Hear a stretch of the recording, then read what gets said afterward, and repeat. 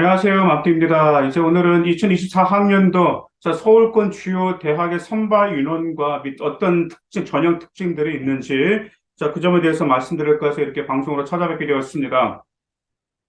이제 우리 모든 학생들이 이제 인서울을 많이 선호하고 있죠. 예전에는 이제 학과를 보고 대학교를 지망했다라면 이제 요즘은 그렇지가 않죠. 학과보다는 학교를 보고 이렇게 지원하고 있습니다.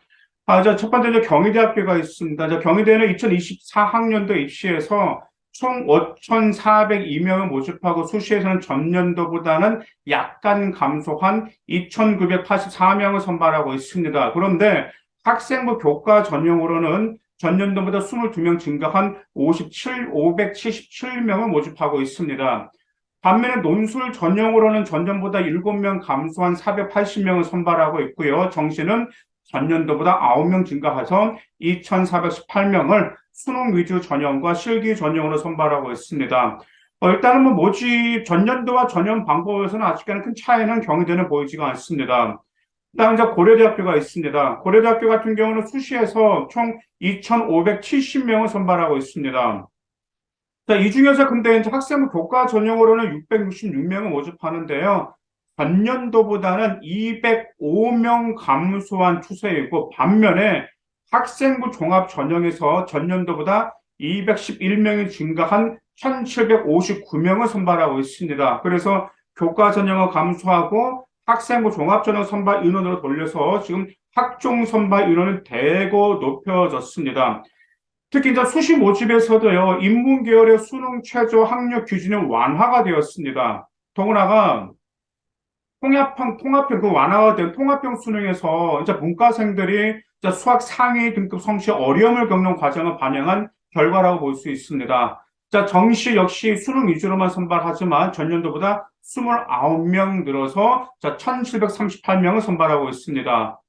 자, 그다음 서강대에 있습니다. 서강대 수시에서는 전년도보다 약간 증가한 1,025명을 선발하고 있고요. 그 다음에 특히 학생부 종합 전형으로는 전년도보다 약간 증가해서요. 653명을 학생부 종합 전형으로 선발하고 있습니다. 자, 논술 전형으로는 전년도와 같이 169명을 선발하고 있는데요. 특히 학교정 추천 가능 인원에서 좀 획기적인 변화가 있었죠. 2023학년도 고개별 최대 10명에서 2024학년도에서는 20명으로 크게 늘었습니다. 또한 수능 최저 기준도 매우 매력적으로 완화가 됐어요. 지역균형 전형은 3합 6에서 3개 영역 각 3등급으로 낮췄습니다. 논술 일반 전형 역시 3합 6에서 3합 7로 완화가 되었기 때문에 우리가 직윤에서 학초를 받을 수 있다는 논술을 노린다면 이 정도 매우 희소식이 될 수 있지만 반면에 경쟁률은 매우 치열할 수밖에 없다는 점 기억해 두시길 바라겠습니다. 자, 그 다음에 정시는 전년도보다 4명 감소해서 691명을 수능 위주 전형으로 선발하고 있는데요. 자연 계열에서 전년도의 미적분과 기하를 수학 지정 과목으로 두었지만 2024학년도에서 입시에서는 확률과 통계도 지원 가능하도록 하였고요. 탐구 지정 과목도 사회와 과학 모두 가능하도록 하는 이런 특징이 있습니다. 네, 그 다음에 서울대 핫하죠. 자, 서울대가 수시에서 58.5%, 정시에서 41.5%를 선발하고 있는데요. 지금 정시에서는 전년도보다 30명 증가한 1,443명을 선발하는데 수능 위주 전형과 학생부 종합 전형으로 선발하고 있습니다. 근데 이 점이 있었죠. 바로 정시 수능 위주 전형에서 교과 평가를 도입한다라는 점이 큰 변수가 있습니다. 그리고 또한 자연계열 모집 단위에서도 좀 변화가 있었죠. 과학탐구 1 플러스 2 또는 2 응시장을 지원할 수 있도록 한 규정을 폐지해버렸습니다. 그래서 2024학년도에서는 과학탐구 1 플러스 1 응시자도 지원이 가능한데 조정 점수가 있게 된다는 점이죠. 1 플러스 2 응시자에게는 3점, 2 플러스 2 응시자에게는 5점의 조정 점수를 수능 표준 점수로 총점을 합산해서 반영하고 있습니다. 그러다 보니까 이점 반영하고 있기 때문에 아무래도 투투를 선택할지 원투를 선택할지 아니면 원원을 선택하기는 아무래도 여러분 좀 약간 주춤거릴 수가 있겠죠. 그리고 2022학년도에서 탐구 영역에서 100분위를 활용한 변환 표준 점수 대신 표준 점수를 활용하고 있기 때문에 시험마다 과목별 유불리가 달라질 수가 있잖아요. 그렇기 때문에 자신 있는 과목을 선택해서 응시하는 것이 중요합니다. 네, 그다음 서울시립대 2024학년대 입시자 총 1,840명을 모집하고요. 학생부 교과 전형으로는 전년도보다 5명 증가한 230명을 모집하고 있습니다. 자, 근데 학교장 추천에서 좀 변화가 있었죠. 학교장 추천이 2022학년도에서 4명, 2023학년도는 8명이었는데 무려 2024학년도에서 10명으로 추천 가능 인원이 확대가 되었습니다. 그래서 서울시립대 이 점도 여러분들이 수능 최저를 잘 고려하시고 학추를 받을 수 있으면 이것도 매우 매력적인 전형이 될 수 있겠죠. 정시 같은 경우는 전년보다 4명 감소한 900명을 선발하고 있는데요. 특히 영어, 영문학과 철학과 등은 수학 반영 비율을 30%에서 25%로 낮췄다라는 수학 반영 비율을 줄였습니다. 자, 다음 대학교 성균관대입니다. 자, 성균관대 같은 경우는 수시에서 전년도보다 105명 증가한 2,308명을 선발하고 있습니다. 즉, 교과 전형, 학종, 논술 모두 선발 인원이 확대되었는데 특히 교과 전형으로는 전년도보다 18명 증가한 388명을 모집하고 있고요. 학종으로는 1,366명을 학생부 종합 전형으로 선발하고 있습니다. 그런데 논술 전형이 획기적이죠. 논술 전형이 전년도에 비해서 2022학년도에 비해서 22명 증가한 382명을 선발하고 있습니다.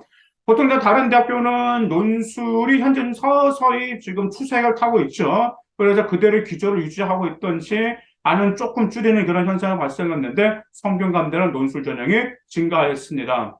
자, 그리고 또한 이제 수시에서 아주 과학 인재 전형이 신설되었다는 점 아마 아실 거예요. 그래서 과학 인재 전형으로 110명을 선발하고 있고요. 1단계 학생은 100%인데 7배에서 7배수고 2단계는 면접 30%로 수능 최저 학력 기준 없이 최종 합격자를 선발하고 있습니다. 과학인재 전형이라고 하면 아마 여러분들 생활 기록부를 어떻게 만들어 나갈지 아마 좀 감이 오실 거예요. 뭐 소프트웨어 전형을 준비했던 학생들 역시 어느 정도 감이 올 거라고 믿습니다. 자, 그리고 수능 최저 기준에서도 완화가 되었죠. 인문계열 같은 경우는 이제 학교장 추천 전형에서 3합6에서 3합7로 완화가 되었고요. 정시에서도 좀 이런 점이 있습니다. 전년도보다 65명이 증가하였는데요. 문과 수험생의 불리함을 완화하기 위해서 인문계열 수학 반영 비율을 30%로 하향하게 되었습니다. 왜냐하면 전년도 2023학년도 같은 경우는 무려 35%였는데 24학년도부터는 30%로 하향되었습니다.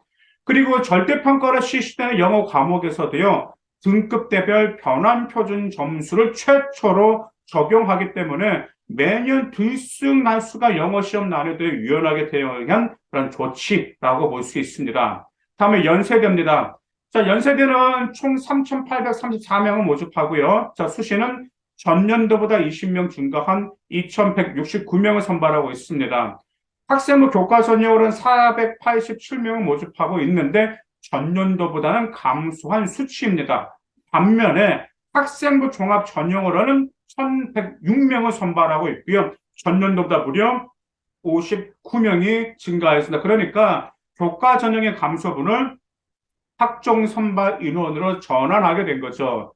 추천 가능 인원 역시 예전 같은 경우는 제적 인원의 5% 이내였다면 학교별 최대 10명이로 변경이 되었습니다. 자, 저 전형 간의 중복 지원도 확대가 되었어요. 그래서 기존에는 학생부 위주 전형 내 세부 전형 간 중복 지원 불가해서 학생부 교과 추천형과 학생부 종합 활동 우수형 간에만 중복 지원 불가로 변경이 되었습니다. 자, 그 다음에 중앙대입니다. 중앙대 올해 좀 2024학년도 매우 획기적인 변화가 있습니다. 바로 학생부 종합 전형 모집 인원이 유일하게 증가했고 나머지 그 외 전형은 감소하게 되었습니다. 그리고 또한 수시에서 영어 2등급까지는 1등급으로 인정하는 방식으로 영어 영향력을 대폭 낮췄습니다. 그러다 보니까 중앙대가 유일하게 학생부 종합 전형만 유일하게 증가했고 다른 전형이 감소했다라고 하면 현재 중앙대를 지원하는 우리 거기 학생들이라면 생활기록 중앙대학교에서 요구하는 그 서류평가가 있거든요. 생활기록부가 있거든요. 그래서 중앙대에서 요구하는 서류평가와 인재사항 그런 들 잘 고려하셔가지고 생활기록부도 잘 준비하시길 바라겠습니다. 자, 그다음 한국외대입니다. 자, 한국외대 같은 경우는 지금 2024학년도 입시에서 총 3,646명을 모집하고요. 수시에서는 전년도보다 8명 증가한 2,098명을 선발하고 있습니다. 또한 학생부 종합 전형 역시 14명 증가했어요. 전년도보다. 그래서 1,187명을 선발하고 있습니다. 자, 근데 이제 학교장 추천 전형에서 약간 변화가 있죠. 자, 추천 가능 인원이 20명이지만은, 자, 2023학년도와 달리 2024학년도는 서울 캠퍼스 10명 이내, 글로벌 캠퍼스 10명 이내로 제한을 두었습니다.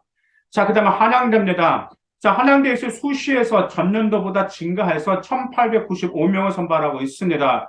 학생부 교과 전형 역시 전년도보다 7명 증가해서 338명을 선발하고 있고, 학생부 종합 전형에서도 무려 21명 더 늘어나서 1,136명을 선발하고 있습니다.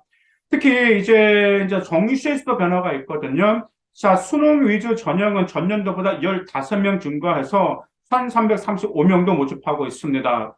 그리고 수능 자연계열 모집 단어 반영에서도 자연탐구2 변환표준 점수의 3% 가산점 제도가 폐지되는 이러한 변화가 있습니다. 이처럼 서울권 주요 대학의 선발 인원 및 전형 특징을 보면 일반적으로 학종이 증가되는 학교가 좀 많이 늘어나고 있죠. 그런데 아마 이건 여러분들이 아실 겁니다. 왜냐하면 수도권 지역, 인서울 쪽은 학생부 종합 전형으로 선발하는 것을 많이 좀 유리하고 있고 교과 전형은 말 그대로 이제 지방에서 교과 전형이 확대가 되고 있습니다.